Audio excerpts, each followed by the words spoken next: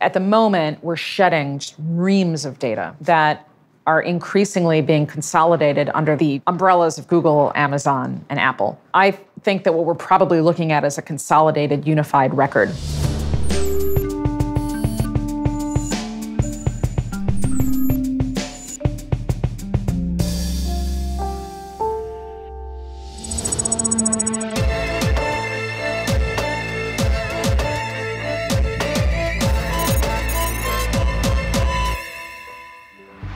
You are a fountain of data. You're being automated. You're being monetized. And there's no way for you to unplug, unless, of course, you're willing to live like this guy. Hello and welcome to GZERO World. I'm Ian Bremmer, and today I'm going to dig into the politics of data, artificial intelligence, automation, and how all three could make American technology companies look a lot like their Chinese counterparts. I'll get into it with Amy Webb. She's CEO of the Future Today Institute. She brings the future right now. That's how that name works. And someone who's thought a lot about how tech titans and their machines could warp humanity. Her words, not my words. And then I've got your puppet regime. If we can't protect your data, we don't have the right to serve you. But first, a word from the folks who help us keep the lights on.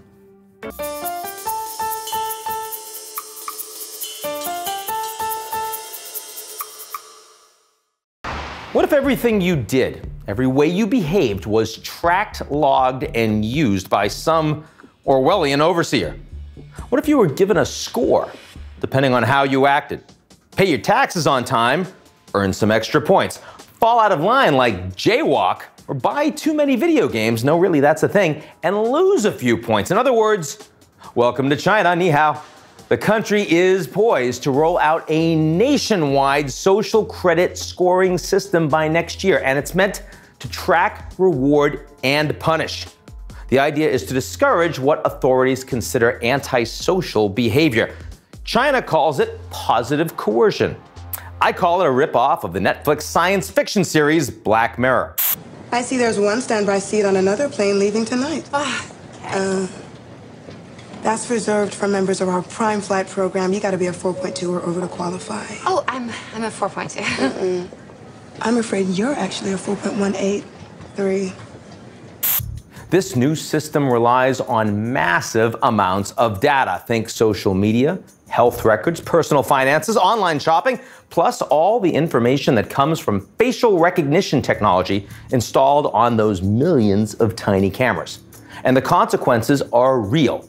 Say that your score drops too low. What happens then? Well, like Black Mirror, you better cancel those vacation plans. You'll be blacklisted from buying a train or a plane ticket. That's already happened to more than 22 million would-be Chinese travelers.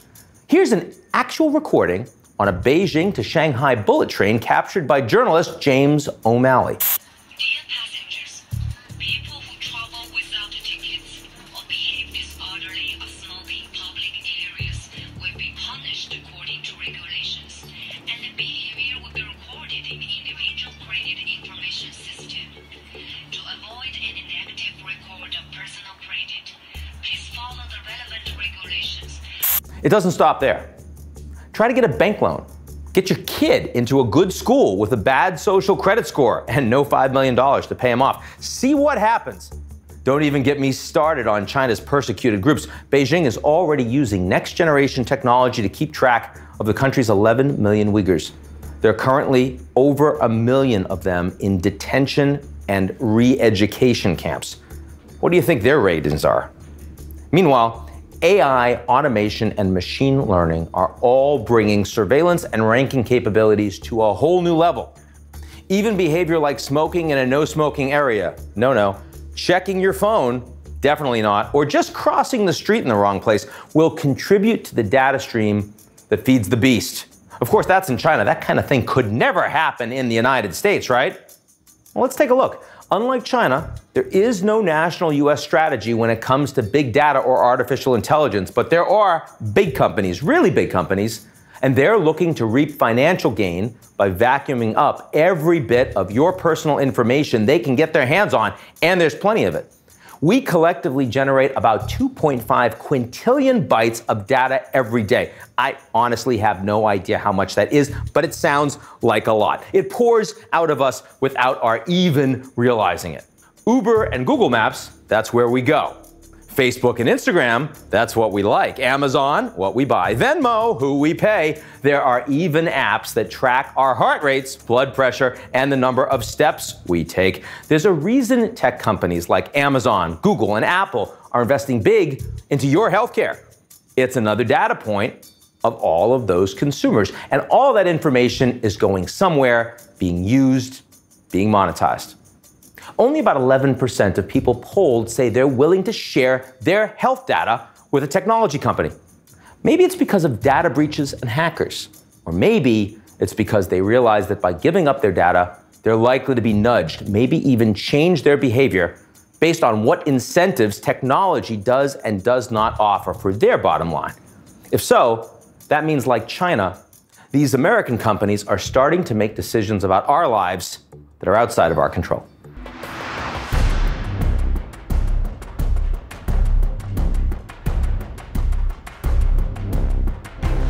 We can't not look at what they're doing with some amount of awe. I had not seen anyone actually make that leap before. But it's all data-driven, so it's not implausible. This is Amy Webb, and she is professor at NYU and the founder of the Future Today Institute and the author of a great new book called The Big Nine.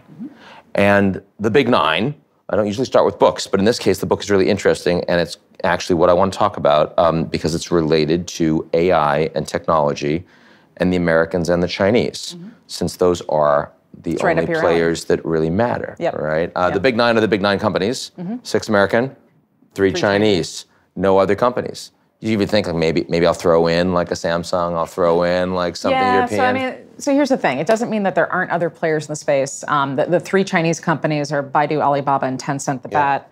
And a lot of people say, well, why wasn't Huawei on the list?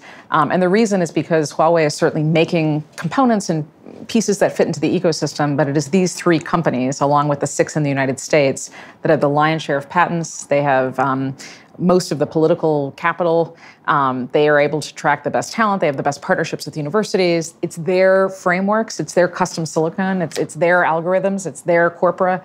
They are the ones that are building the future of AI, and as a result, the future of humanity. What is the way in which you think AI has most changed society so far? Well, and this is like not a singular technology. There are millions of different decisions that are being made for us all day long. And as a result, we don't really recognize that is AI. In fact, we're being steered. We're being nudged. Yeah, we're being nudged. And so whether it's the autocomplete in your text message or the autocomplete in your inbox, if you're on your mobile device, that seems totally insignificant, but it's shifting how we communicate with each other. And it's starting to shift our expectations for what that communication might look like. Can I give you a bizarre example of this? Absolutely, yeah. Is this one that's happened to you? This is one that's happened to me just a couple days ago. So I was in the process of texting my husband, and in the middle of all this, I got back a response that sounded canned. And it just irritated me. And so I made a phone call on my phone. Which you never do. No, who does that? Nobody calls, And I was like, what the hell? Like, what are you can't take 5 seconds to text me something back in a meaningful way? What was the actual canned response, since we're going there? It was, that's great, !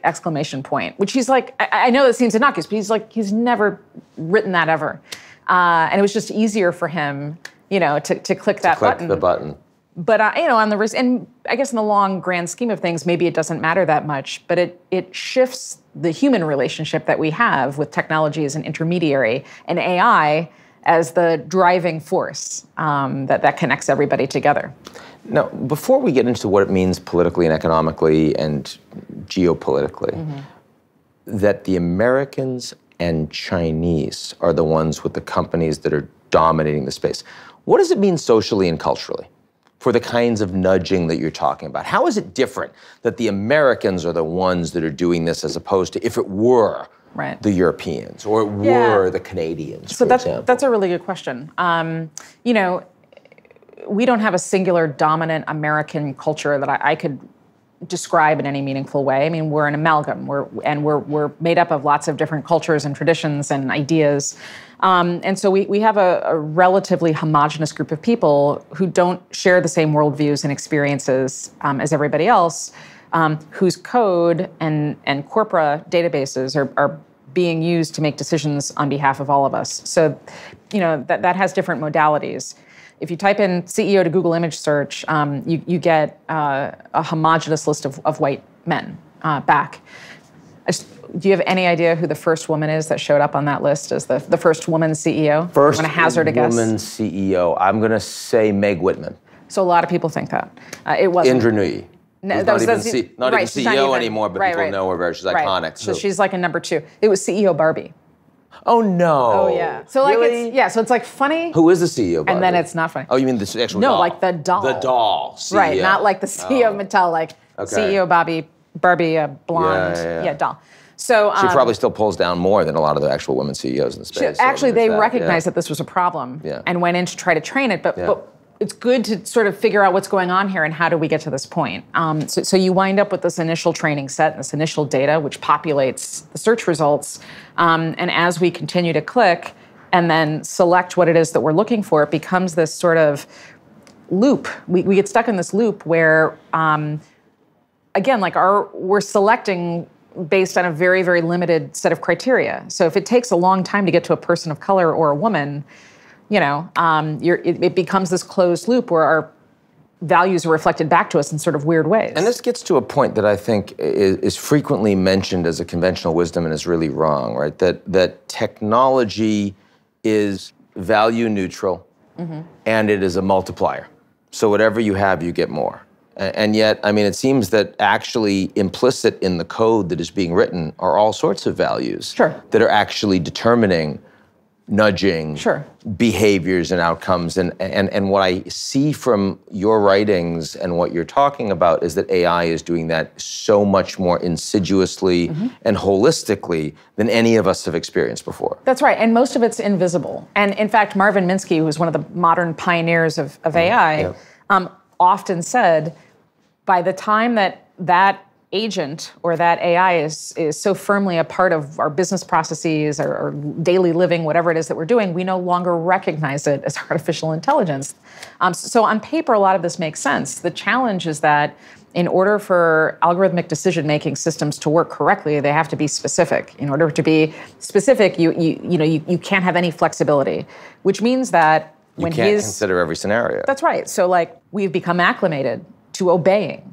Now, let me push you a little bit in terms of, I accept the fact that, we don't want to single out individual CEOs or corporations and say they're evil. Google was all don't be evil, right? Which they don't have anymore, but nonetheless, right? It was a nice idea. But when your business model, when intrinsic to your business model is the optimization of data aggregation that makes you turn consumers into products, isn't there something kind of dystopian about the business model? A little bit. On the other hand, the consumers are all getting something for free, right? So it's 2019. Right. So if you are a consumer who doesn't, maybe this is a fallacy of our education system. There's a lot of reasons that we wound up at this particular moment in time, but if you're getting all of this stuff for free and there's not a single part of you that's saying, well, maybe on the back end I'm giving up something that I'm not aware of. And not just an email, but I don't know if you did this. Google had, over the holidays, a system where you could upload your photo, a selfie, and it would tell you which fine art photo you look like. Oh, I remember that. I did not do that, but I did. Yeah, so a bunch of people, celebrities were doing this. Everybody was excited to share. That was an enormous machine learning project. For that, right? Of course. It's not being offered for free. So again, So there are ways in which this is being, I think, intentionally obscured. There are other cases where, Flickr, for example, everybody uploaded their photos to Flickr, the photo sharing website, and had the Creative Commons license set so that it was publicly, and people probably didn't realize how they were setting the licenses, but that enabled IBM to go in with altruistic purposes. It was trying to build a better machine learning database with much more diverse faces, but they scraped millions and millions of photos. in order to train their systems, and some people got pretty upset about that. So I think what this comes down to is transparency. What are we doing? And why are we doing it? What does the data governance look like? So I want to get into the impact of all this on where the world is heading, which you spend a lot of time on. But I guess first I want to ask you, because you know these companies and you've been watching these companies, and not all companies are created equal. If you had to pick one of these 9 that you were going to work in, equivalent money, equivalent job, let's even say the location was the same. So in other words, your life is not being changed. It's just about the company and what they're doing and their culture. It would be which one? Well, you're asking me 2 different questions. So, because culture is a big question. Yes. Who's doing remarkable work? Yeah, is the other question. And it was not necessarily aligned. That's right. So, okay, so let's talk about both of them. Let's talk about both of them. So first, who's doing the work that you think is most remarkable right now? Amazon. Because? I am fascinated by Jeff Bezos, who is, I think... Well, he's available, apparently, so I don't know about that. Yeah. I don't know what his... Well, we know what his texting is like. No, we do, actually. Yes, we do. Yes. I think he is one of our most capable and prolific long-term thinkers alive today. And I think also pretty good when it comes to strategy. With that being said, Amazon is fairly far ahead in its thinking on biometric data scraping and how that might be used to learn more about us and to connect us in new and different interesting ways. What do you think they're going to be capable of doing with that we'll be surprised by? Sure. So again, I think this is automating a lot of our daily functions. I mean, one of the theories that I've been modeling, again, with data is, as our homes become more and more automated, where do our data ultimately end up and in what circumstances? So at the moment, we're shedding just reams of data all day long that are increasingly being consolidated under the umbrellas of Google, Amazon, and Apple throughout the world.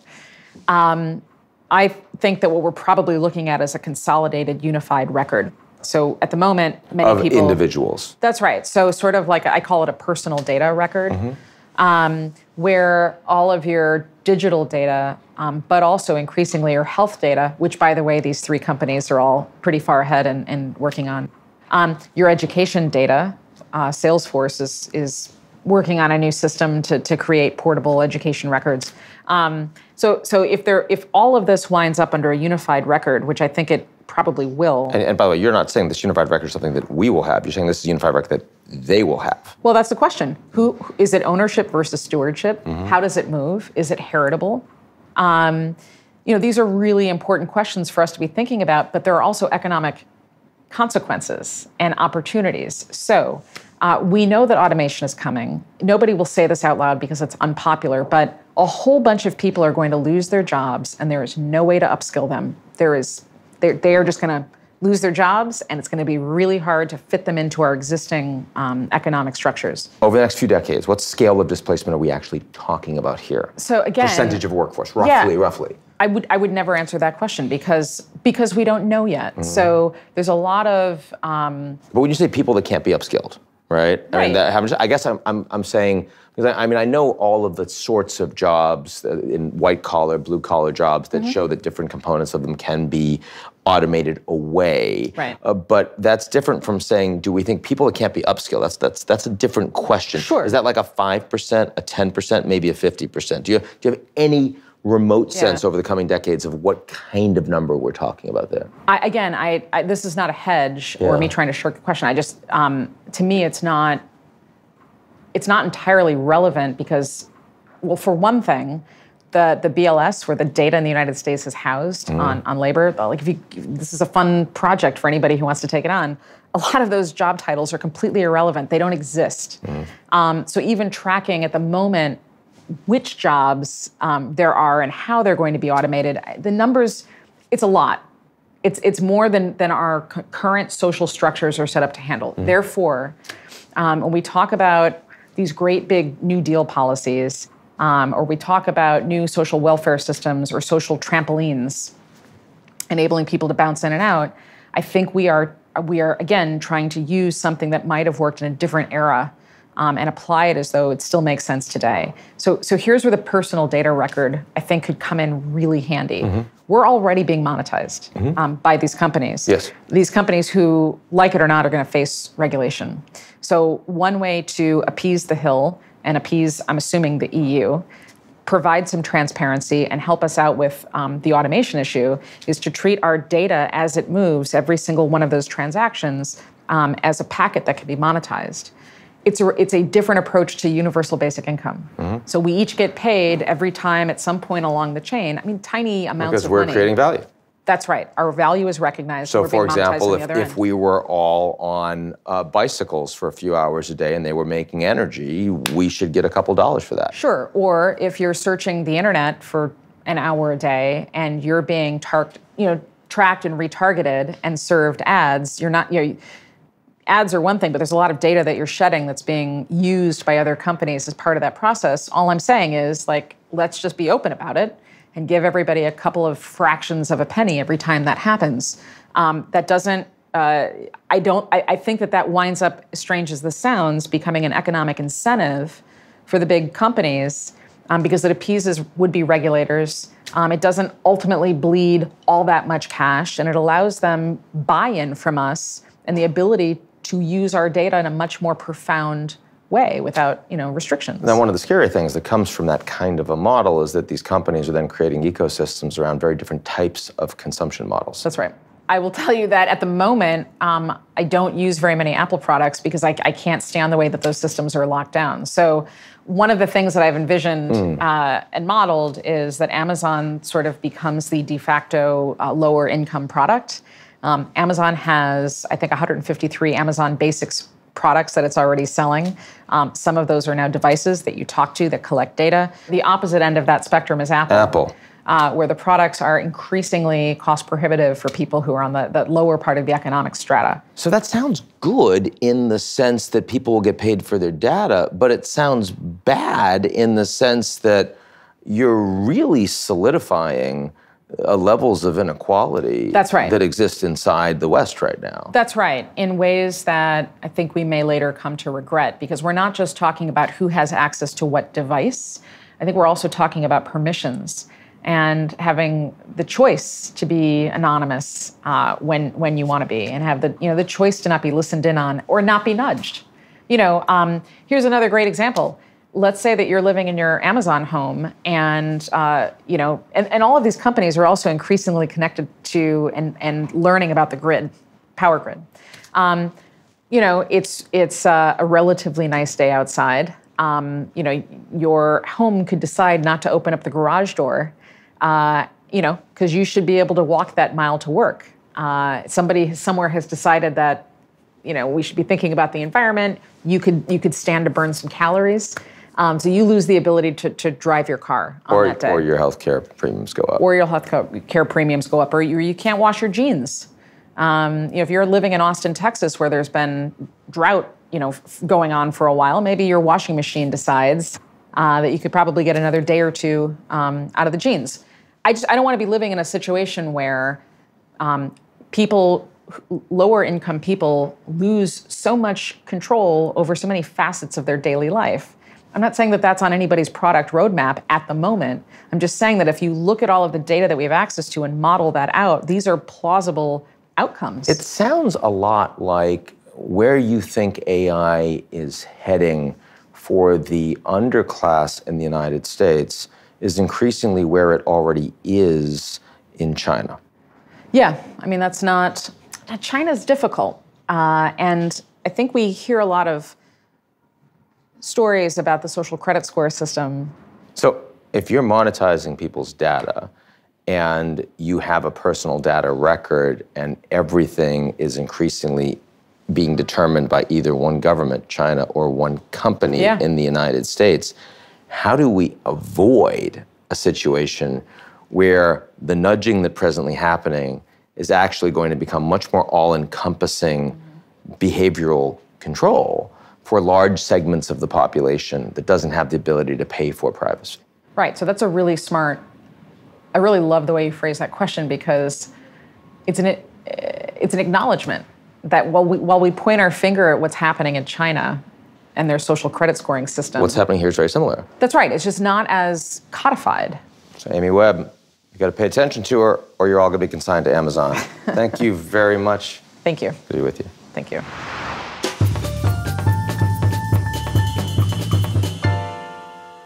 And now for something completely different, I've got your puppet regime. If we can't protect your data, we don't have the right to serve you. I'm sorry. Thank you, Mark. That means a lot to me. That's our show this week.